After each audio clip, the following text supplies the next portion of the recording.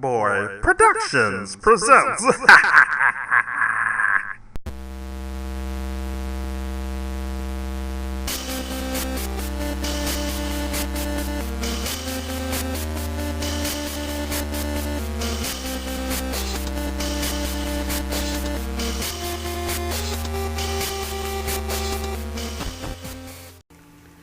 Welcome to Gary's Community Corner. I am Dead Loner, and I'm going to talk to you about old school gaming versus modern gaming. I grew up with the older games, like Super Mario Brothers, Asteroids, and what else was there? Like Bubble Bobble and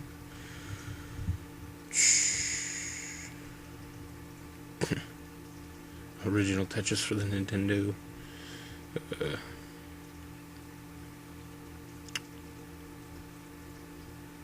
So to me, gaming isn't about the whole graphics crap, it's just what makes a game is the gameplay, hands down. There's no ifs, ands, or buts about it. It's always about the gameplay, which is what modern games seem to forget, is that they try to make the graphics look all nice, and they try to add features that aren't even really features, like, look, the water moves independently from everything else. Like, how is that a feature? That's just a background aspect. No one gives a shit. Like, really? And that's where modern gaming seems to mess up a lot, is they always try to focus too much on the graphics or the physics. They don't focus enough on the gameplay, which is why the older games still stand up to today, up to today's standards. Hell, they go beyond today's standards because they were meant to be played, not ogled at, For me, it's always been about the gameplay. The gameplay is the most important part, like, the older games, the arcade-style games, were so much more fun to play because all you had was the gameplay. Like, there was no trying to tell a deep story or trying to make movie the video game, You just had a controller, some buttons, you jumped, you stomped on things, and you got a high score. It was simple. It was simple, to the point, and it was fun. Now you gotta fucking have these complicated things that don't pertain to anything about gameplay. Like, look, his pants move. Who gives a shit? I'm trying to play the game, not ogle some dude's pants. Like, I mean, if that's your thing, whatever, But I'm trying to have fun playing a video game, not stare at a video game that could have just as easily been made into a movie, Like, a lot of these friggin' game devs, they want to make movies. They don't want to make games. They want to make movies. And it's like, if you want to make a friggin' movie, go to Hollywood or New York, wherever, and make a fucking movie. Don't sit around wasting my time with making, like, a game that has nothing but cutscenes, okay? Don't sit there with cutscene after cutscene after cutscene, because I'm going to lose my fucking mind if I have to fucking sit through more cutscenes. Like, that's kind of where they went wrong on the whole Metal Gear Solid crap, is that the first Metal Gear Solid was pretty decent, like, there was a balance between cutscene and, or between, like, cinematics and gameplay. There was a balance. But then the second one came around, and they started losing the balance and adding more cutscenes, and then the third one came around, and they completely botched the whole balance completely. And then the fourth one came around, and then it was movie the video game, But that's just one example. And fucking Call of Duty, man. Where do I start with Call of Duty? Ooh. It's the exact same game, people. Get over it. The only thing that's different is the guns. They're either more advanced or less advanced. That's all it's ever been. The last time there was a change to anything Call of Duty related was when the third one came out.